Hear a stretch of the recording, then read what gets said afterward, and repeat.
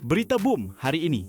Pergolakan rumah tangga pasangan selebriti Kamal Adli dan Ukasha Senrose akhirnya menemui titik noktah apabila mereka disahkan bercerai talak satu di Mahkamah Syariah Wilayah Persekutuan Kuala Lumpur hari ini. Lafaz cerai berlaku di hadapan Hakim Syari'i Siti Noraini Mohd Ali secara tertutup kira-kira jam 1 tengah hari tadi. Perceraian itu berlaku selepas mahkamah membenarkan permohonan cerai yang difailkan Ukasha mengikut Seksyen 47 Enakmen Undang-Undang Keluarga Islam Negeri Selangor 2003. Pada 18 Disember lalu, mahkamah menasihatkan Kamal supaya melafazkan cerai susulan laporan Jawatan Kuasa Pendamai JKP gagal mencapai kata sepakat. Bagaimanapun, peguam mewakili Ukasha berkata perkara itu tidak dapat dilaksanakan berikutan Kamal masih mahu mempertahankan rumah tangga. Mahkamah juga mensabitkan wujudnya syiqaq iaitu perbalahan berpanjangan dalam rumah tangga.